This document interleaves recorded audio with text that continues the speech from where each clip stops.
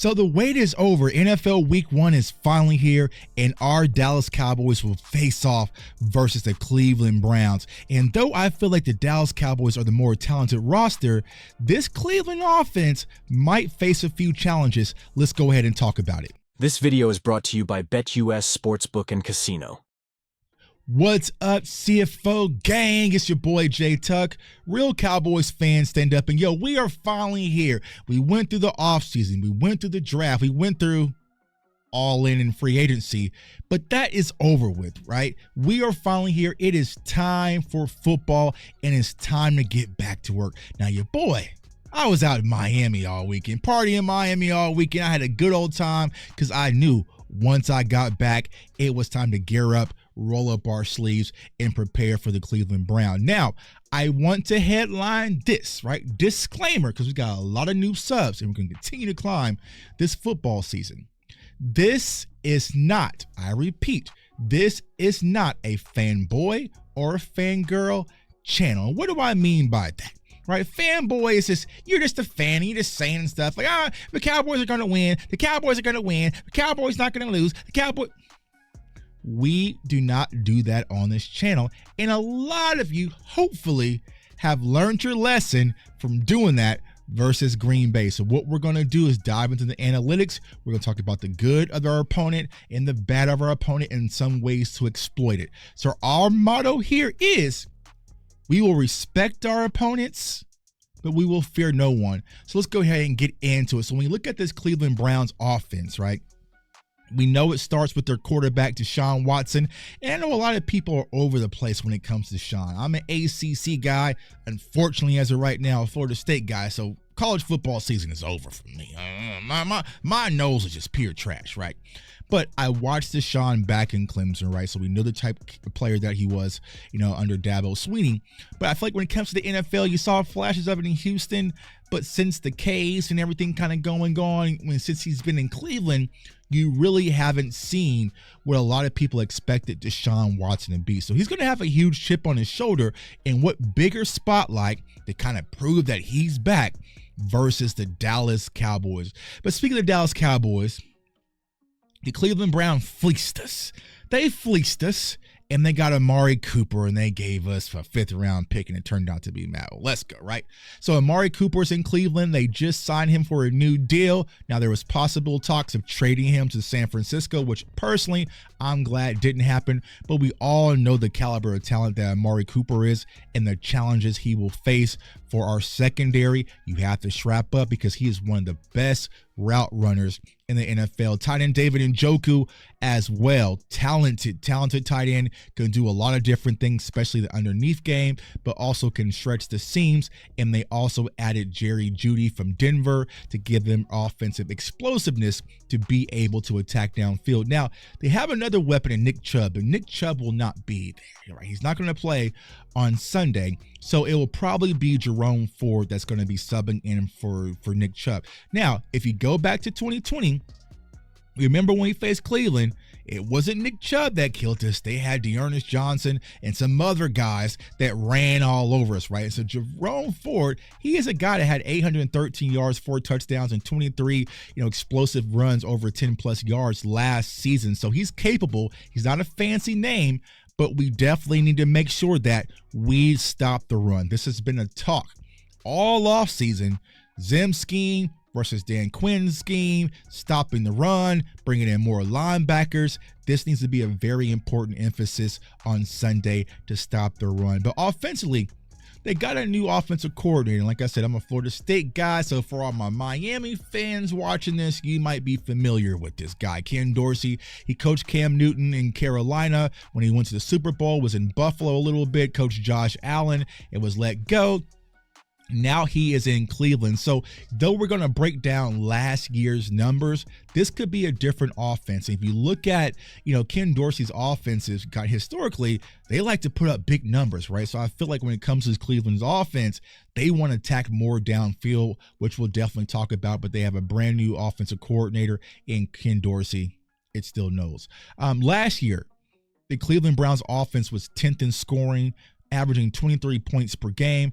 15th in red zone efficiency, right? So it wasn't like they were struggling offensively, but they kind of lacked a little bit in the red zone, and they didn't put up a lot of godly numbers, but they also had some adjustments at the quarterback position, which could have led to that as well.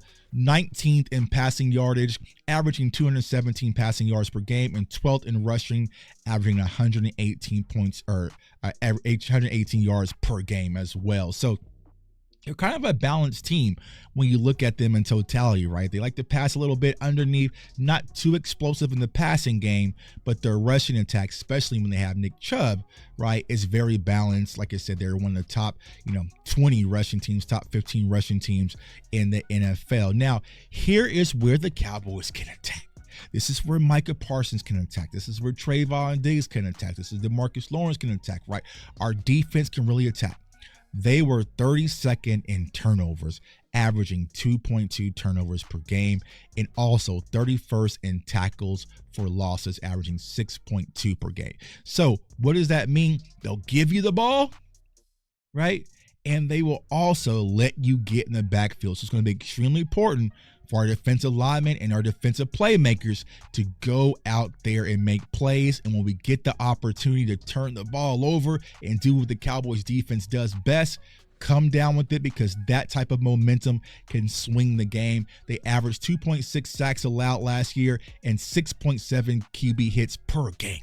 That's a lot of wear and tear on the quarterback. So it's going to be up to that lion and Micah Parsons to go out there and feast. Now, from a personnel standpoint, like I said, new offensive coordinator, but I doubt it's going to change that much. They ran a lot of 11 personnel. So for those of you who missed class this offseason, that's one running back, one tight end. They ran that 68.2% of the time.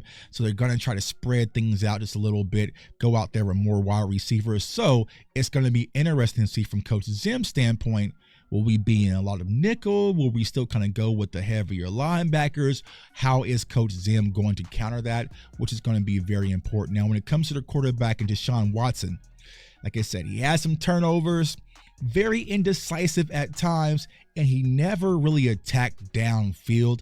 A lot of his throws were kind of underneath, short of the sticks, on the out routes, so the 10-yard markers, doing a lot of underneath stuff, didn't take a lot of deep shots, right? So I think that if you're able to get pressure on Deshaun Watson and kind of rattle him and keep him hesitant in the pocket a little bit, it's going to create opportunities for this Dallas Cowboys defense. Now, the game that they like to play last year, the time of possession game, right? They averaged 32.18 time of possession. And that was like the time of possession, like 4 minutes and 37 seconds. That was their margin. So the difference between their average opponents. So they like to slow things down, control the clock, give you those body blows, let you make the mistakes, and walk out there with the victory. Now, let's be honest, y'all. I know it's Cleveland, and if you watch my content, I kind of call these teams little nooners, but they beat on the bullies that we can't beat on. And what do I mean by that? Well, they played San Francisco. They said, you know what? We're going to walk out with a boombox too, and we're going to punch them right in the mouth. I mean, they punched teams like the Baltimore Ravens in the mouth, right? So don't act like this is a game that you can sleep on and we're just going to walk through it because you're very unfamiliar with Cleveland Browns. This game will be a coin toss back and forth. For my sports bettors, check out BetUS. Link below. But the line has been shifting. We've been favorites, we've been underdogs. We've been underdogs, we've been favorites. We've been favorites, we've been underdogs. I think I looked this morning, we were back to underdogs, 2.5 points, right? So Vegas really can't gauge this game either. It's going to be a close battle, I think, but I think the Dallas Cowboys have the biggest separation point, which we'll talk about tomorrow, is our quarterback. Our 4 is better than their 4, and hopefully Dak Prescott will go out there and prove it, and I think he is going to be the separation in the game on Sunday, man. So it's your boy J Tuck.